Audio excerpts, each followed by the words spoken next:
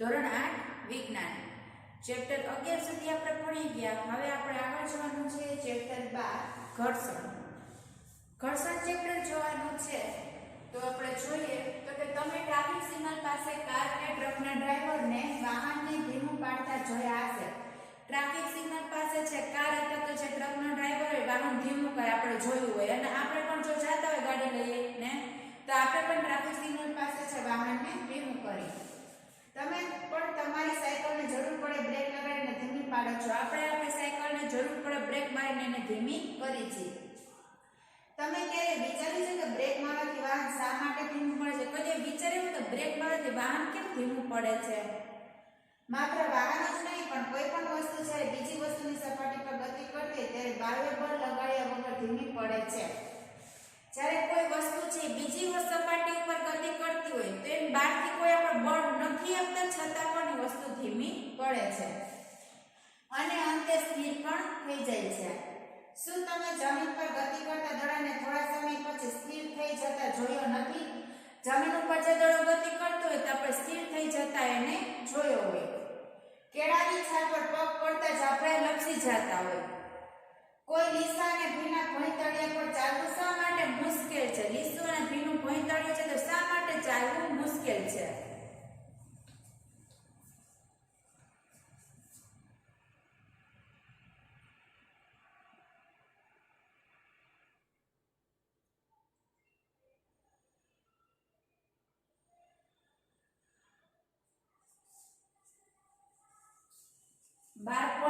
ઘર્ષણ બળ force of friction. પ્રવૃત્તિ 12.1 ટેબલ પર પડેલા પુસ્તકને ધીમેથી ધક્કો મારો। ટેબલ ઉપર એક પુસ્તક પડેલું છે એને છે ધીમેથી ધક્કો મારવાનો। તમે જોશો કે તે થોડું અંતર કાપીને સ્થિર થઈ જાય છે। આપણે જોવાનું કે પેલા પુસ્તક અહીંયા છે, ધક્કો મારો પુસ્તક ક્યાં આવી ગયું અહીંયા, તો થોડું અંતર કાપીને પુસ્તક છે એ સ્થિર થઈ જાય છે। હવે આ પુસ્તકને વિરુદ્ધ દિશામાંથી ધક્કો મારીને આ પ્રવૃત્તિનું પુનરાવર્તન કરો। હવે ક્યાંથી ધક્કો મારવાનો? તો કે વિરુદ્ધ, એટલે કે આ બાજુથી ધક્કો મારવાનો। શું પુસ્તક આ વખતે પણ સ્થિર થઈ જાય છે? શું તમે એવું શા માટે બને છે કે વિચારી શકો છો? શું આપણે કહી શકીએ કે પુસ્તકની ગતિનો વિરોધ કરવા માટે તેના પર કોઈ બળ લાગતું હોવું જોઈએ? હવે આપણે વિરુદ્ધ દિશામાંથી ધક્કો આપી તો શું પુસ્તક ગતિ કરે છે? જો ગતિ કરતું હોય તો ગતિનો અવરોધ કરવા માટે શું એનું કોઈ બળ લાગતું હશે? આ બળને શું કહેવાય? ઘર્ષણ બળ કહે છે।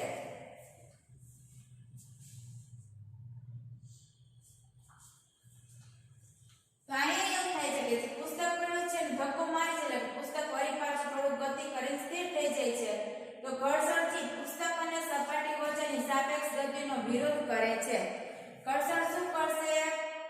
પુસ્તક અને સપાટી આ બે વચ્ચેનો વિરોધ કરશે। વિરોધ કરવાને કારણે પુસ્તક થી ગતિ કરતું બંધ થઈ જશે।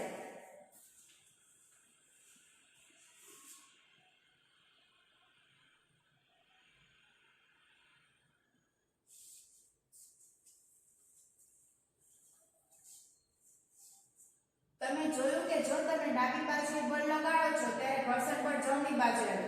ડાબી બાજુ બળ લગાડી તો ઘર્ષણ બળ જમણી બાજુ એટલે કે સામેની બાજુ લાગે। જો જમણી બાજુએ બળ લગાડી તો ઘર્ષણ બળ ક્યાં લાગે? ડાબી બાજુ। જો તમે જમણી બાજુએ બળ લગાડો ત્યારે ઘર્ષણ બળ ડાબી બાજુએ લાગે છે। બંને કિસ્સાઓમાં ઘર્ષણ બળ પુસ્તકની ગતિનો વિરોધ કરે છે। બે કિસ્સામાં શું થાય છે? ઘર્ષણ બળ પુસ્તકની ગતિનો વિરોધ એટલે કે પુસ્તકની ગતિને રોકે છે। ઘર્ષણ બળ હંમેશા લગાડેલા બળનો વિરોધ કરે છે। ઘર્ષણ બળનું કામ શું? જે પણ આપણે બળ લગાડે એનો હંમેશા વિરોધ કરવો, એને હંમેશા રોકવું। ઉપરની પ્રવૃત્તિમાં ઘર્ષણ બળ પુસ્તકની સપાટી અને ટેબલની સપાટી વચ્ચે લાગે છે।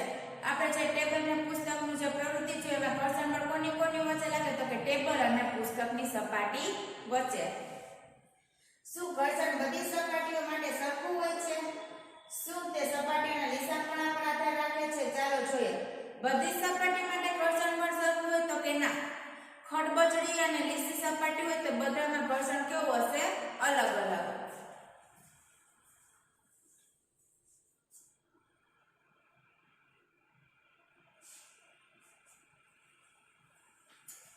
ઘર્ષણ પર અસર કરતા પરિબળો આપણે જોવાના છે। એમાં આપણે એક પ્રવૃત્તિ જોઈએ 12.2 કોઈ ઈંટની ફરતે એક દોરી બાંધો ઈંટ છે એની ફરતે એક દોરી બાંધવાની સ્પ્રિંગ કાંટાની મદદથી ઈંટને ખેંચાય સ્પ્રિંગ કાંટા એની સાથે દોરી અને દોરીનો બીજો છેડો ઈંટ સાથે બાંધવાનો અને સ્પ્રિંગ કાંટાની મદદથી એને ખેંચવાનું જ્યારે આ માટે તમારે બળ લગાવવું પડશે જ્યારે ઈંટ ગતિ કરવાની શરૂઆત કરે ત્યારે સ્પ્રિંગ કાંટા પરનું અવલોકન નોંધો સ્પ્રિંગ જ્યારે ગતિ કરવાની ઈંટ જ્યારે ગતિ કરવાની શરૂઆત કરે ત્યારે સ્પ્રિંગ કાંટા ઉપર વજન નોંધવાનું કે કેટલું વજન થયું છે તો કાંટો ક્યાં છે તે તમને ઈંટની સપાટી અને ભોંયતળિયા વચ્ચે લાગતા ઘર્ષણ બળનું મૂલ્ય આપે છે જે આપણે સ્પ્રિંગ કાંટામાં જે પણ આપણે નોંધશું અવલોકન નોંધશું શું દર્શાવે છે તો કે ઈંટ અને સપાટી વચ્ચે કેટલું ઘર્ષણ લાગે છે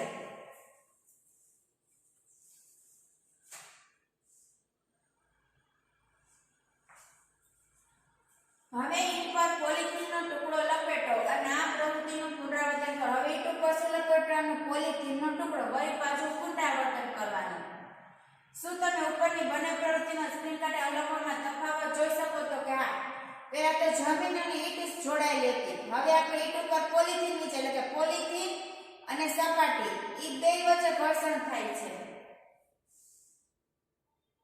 આ તફાવત માટેનું કારણ શું છે કે હવે ઈંટની ફરતે સરનો ટુકડો વીંટાળવાનો અને વળી પાછો અવલોકન નોંધવાનું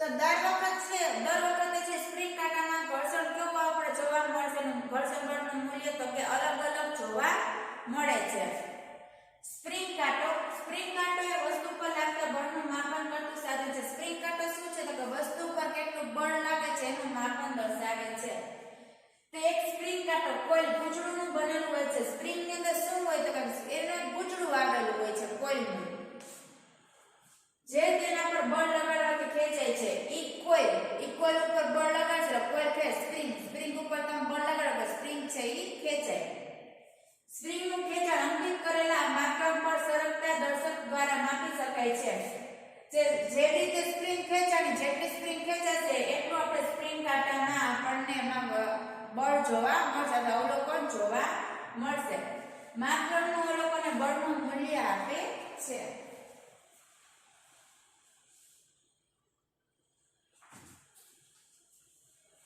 અહીંયા દર્શાવ્યું છે આપણે જો આપણા ખેંચવામાં આવે અંદર સ્પ્રિંગ હોય જો સ્પ્રિંગ ખેંચે જેટલી સ્પ્રિંગ ખેંચાશે એટલું અહીંયા આપણે વજન જોવા મળશે અહીંયા આપણે ગ્રામમાં વજન આપેલું છે આ વજન છે એટલું આપણે અહીંયા વજન જોવા મળશે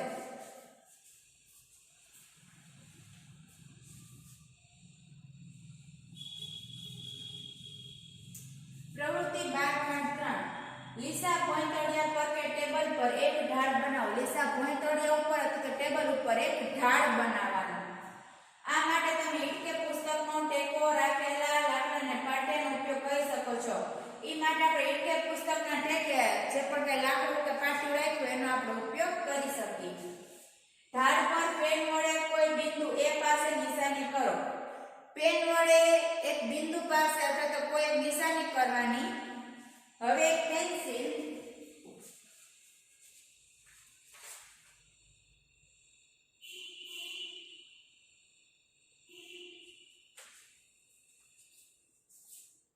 અહીંયા છે આપણે આકૃતિ આપેલી છે આકૃતિમાં આપણે પુસ્તક છે લાકડું રાખ્યું છે આપણે એને ટેકો આપ્યો છે ઢાળ બનાવ્યો છે એક આપણે બિંદુ અહીંયા નિશાન કરી લીધું છે જેને આપણે નામ આપ્યું છે A હવે પેન્સિલ સેલને બિંદુ A થી નીચેની ગતિ કરવા દો બિંદુ A પાસે પેન્સિલ સેલ મૂકવાને નીચે ગતિ કરવા દેવાનું સ્થિર થતા પહેલા તે ટેબલ પર કેટલી દૂર જાય છે ઈ સ્થિર નથી થતી એટલે ટેબલ થી કેટલી દૂર જાય છે આપણે જોવાનું અને એનું અંતર પણ નોંધવાનું હવે ટેબલ પર કાપડનો ટુકડો ફેલાવીને મૂકો હવે ટેબલ ઉપરથી કાપડનો ટુકડો ફેલાવીને મૂકવાનો હવે ટેબલ પર કાપડ પર કરચલી ન રહે તેનું ધ્યાન રાખો કાપડ ઉપર કરચલી ન રહે એનું ધ્યાન રાખવાનું ફરીથી આ પ્રવૃત્તિનું પુનરાવર્તન કરવાનું વળી પાછું આ પ્રવૃત્તિનું પુનરાવર્તન કરવું ખાલી તો પેલા ટેબલ જ હતું કે ટેબલમાં સેલ કેટલો દૂર ગયો હવે તો ટેબલમાં તે કાપડ પાથર્યું છે વળી પાછી આ પ્રવૃત્તિ કરે તો કાપડ પાથર્યું છે ટેબલમાં પછી જાય છે।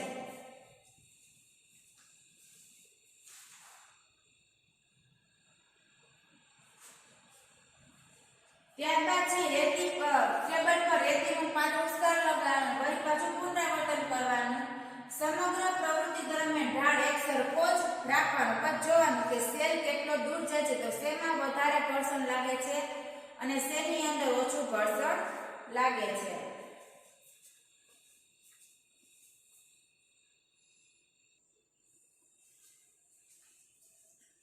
તો આ પ્રવૃત્તિ ઉપરથી આપણને શું જાણવા મળ્યું?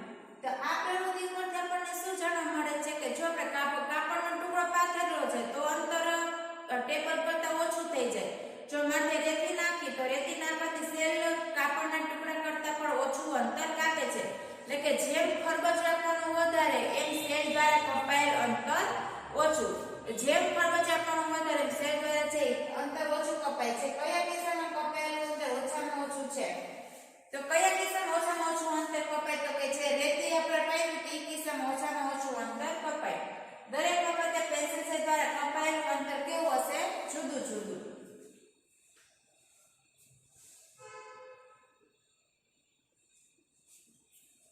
આ માટેનું કારણ આપણે આવશે શું પેન્સિલ સેલ દ્વારા કપાયેલું અંતર સેલ પર જે સપાટી પર ગતિ કરે તેના પ્રકાર પર આધાર રાખે છે। સેલ જેના ઉપર ગતિ કરતો તો એના ઉપર છે આધાર રાખે કે કેવી સપાટી ઉપર ઈ ગતિ કરે છે। શું સેલની સપાટીનું લીસાપણું પણ સેલ દ્વારા કપાયેલા અંતર પર અસર કરે છે? તો હા, સેલની સપાટીનું પણ લીસાપણું છે। સેલની સપાટી પણ લીસી હોય તો સેલની સપાટીનું પણ લીસાપણું છે ઈ કપાયેલા અંતર પર અસર કરશે। હું પેન્સિલ સેલ પર કાચ પેપર વીંટાળીને આ પ્રવૃત્તિ કરવાનો પ્રયત્ન કરું તો દર વખતે પેન્સિલ સેલ જેટલું અંતર કાપે છે એના કરતાં ઓછું અંતર કાપશે જ્યારે પેન્સિલ સેલ ઉપર કાચ પેપર વીંટાળવામાં આવે ત્યારે।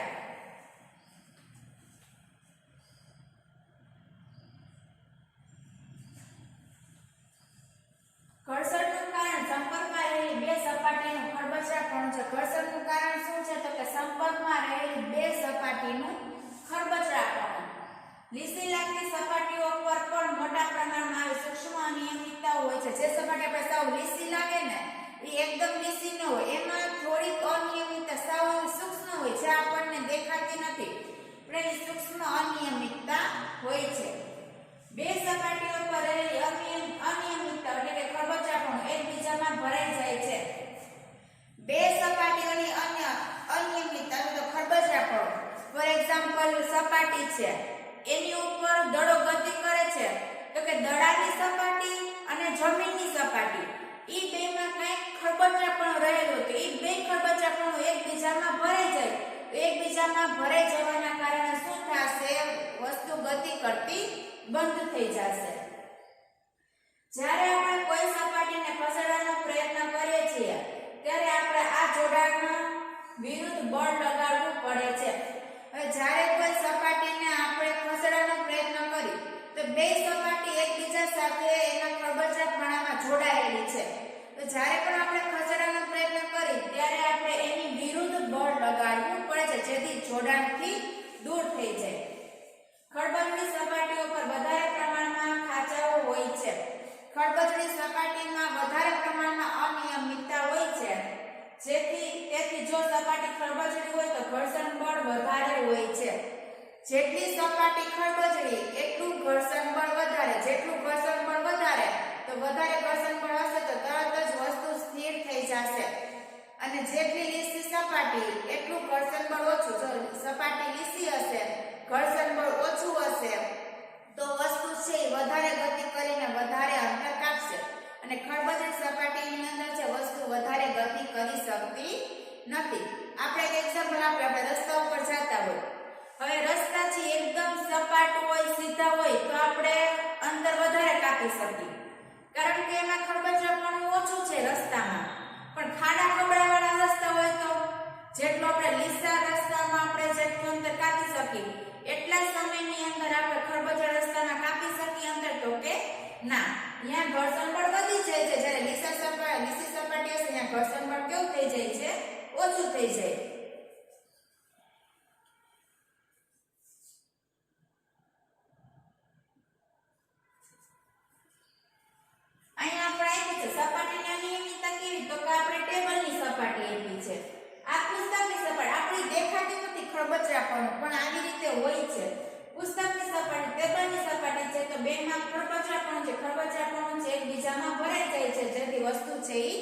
ઊભી રહી જાય છે.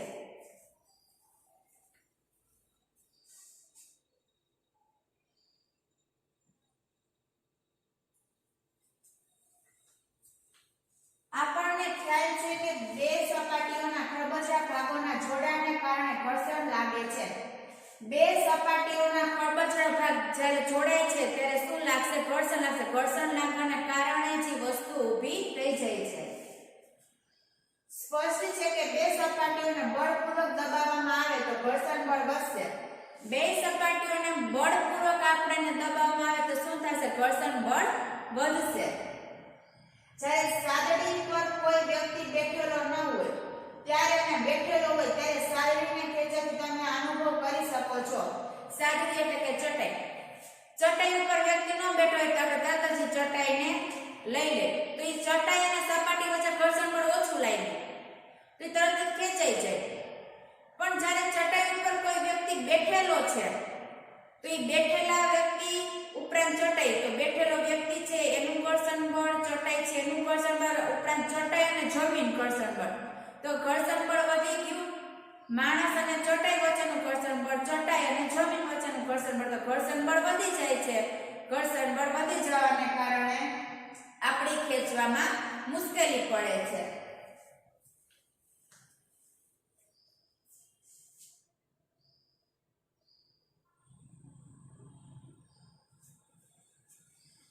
તમારા એ અનુભવને યાદ કરો કે જેમાં તમે કોઈ ભારે બોક્સને એક જગ્યાએથી બીજી જગ્યાએ ખસેડ્યો તો આપણે અનુભવ યાદ કરવાનો. જ્યાં બોક્સને આપણે એક જગ્યાએથી બીજી જગ્યાએ લઈ ગયો હોય, ખસેડ્યું હોય. જો તમને આ પ્રકારનો કોઈ અનુભવ ન હોય તો હવે આ પ્રકારનો અનુભવ કરો. તમને શું સરળ લાગે છે? બોક્સને સ્થિર સ્થિતિમાંથી ગતિમાં લાવો કે ગતિમાન બોક્સને તે જ દિશામાં ગતિ કરાવી. કોઈ ભારે બોક્સ છે, એ ભારે બોક્સ એકદમ સ્થિર છે ને આપણે ખસેડી છે અથવા તો બોક્સને કોઈ ધક્કો મારે છે, બોક્સ ગતિમાં છે તો ગતિમાન બોક્સને વધારે ગતિ કરાવી સહેલું લાગે કે સ્થિર બોક્સ હોય એને આપણે ગતિ કરાવવું સહેલું લાગે? તો આપણે ખબર છે કોઈ વસ્તુ ગતિમાં છે તો આપણે ગતિ કરાવી. એકવાર જો આપણે કોઈ પણ બોક્સ સ્થિર છે એકવાર ગતિ ચાલુ કરી દીધી પછી છે આપણને મુશ્કેલી આવતી નથી. પણ કોઈ બોક્સ સ્થિર છે અને પેલા આપણે ગતિ જ કરાવવાની છે તો ગતિ કરવામાં મુશ્કેલી આવે છે. પદાર્થને સ્થિર સ્થિતિમાંથી ગતિમાં લાવવા માટે જરૂરી પડે સ્થિત ઘર્ષણ બળનું માપ છે. પદાર્થ સ્થિર સ્થિતિમાં છે અને ગતિમાં લાવવો છે તો એ ઘર્ષણ બળ લાગશે. પણ એ ઘર્ષણ બળને શું કહેવાશે? સ્થિત ઘર્ષણ બળ. સ્થિત એટલે કેવું? તો કે પદાર્થ જે જગ્યાએ ઊભો છે અને આપણને ગતિ કરાવવાની છે. આનાથી વિપરીત એટલે કે એનાથી હવે ઊંધું. જ્યારે પદાર્થની અચળ ઝડપથી ગતિ ચાલુ રાખવા માટે જરૂરી પડે સરકતા ઘર્ષણ બળનું માપ છે. જ્યારે કોઈ વસ્તુ ગતિ કરે છે અને આપણે વધારે બળ આપવું પડે છે તો કે ગતિમાન પદાર્થને ગતિ ચાલુ રાખવા માટે જે પણ આપણે એને બળ આપી એને કહેવાશે સરકતું ઘર્ષણ બળ. સ્થિર સ્થિતિમાં વસ્તુ છે એટલે સ્થિર સ્થિતિમાંથી ગતિમાં લાવવું હોય તો સ્થિત ઘર્ષણ બળ. વસ્તુ ગતિ કરે છે અને ગતિ ચાલુ રાખવી છે તો એને કહેવાશે સરકતું ઘર્ષણ બળ એટલે કે વસ્તુને સરકાવવી. જ્યારે બોક્સ સરકવાનું શરૂ કરે ત્યારે તેની સપાટી પરના સંપર્ક બિંદુઓને બીજી સપાટીના સંપર્ક બિંદુમાં ઘૂસી જવા માટે પૂરતો સમય મળતો નથી. જ્યારે બોક્સ ગતિ જ કરવાનું ચાલુ કરે એટલે કે જમીન અને બોક્સની સપાટી તો જ્યારે પણ બોક્સ છે ગતિ કરવાનું ચાલુ કરે છે તો બોક્સની સપાટી અને જમીનની સપાટીમાં જે પણ કંઈ ખરબચડાપણું છે, જે પણ અનિયમિતતા છે તો અનિયમિતતાને એકબીજામાં ઘૂસી જવા માટે પૂરતો સમય મળતો નથી. પૂરતો સમય ન મળવાને કારણે વસ્તુની ગતિ ચાલુ રહે છે. જો એને પૂરતો સમય મળી જાય તો એ સ્થિર થઈ જાય. પણ આપણને બળ આપી છે બળ આપવાને કારણે એને એકબીજામાં ઘૂસી જવા માટે પૂરતો સમય મળતો નથી.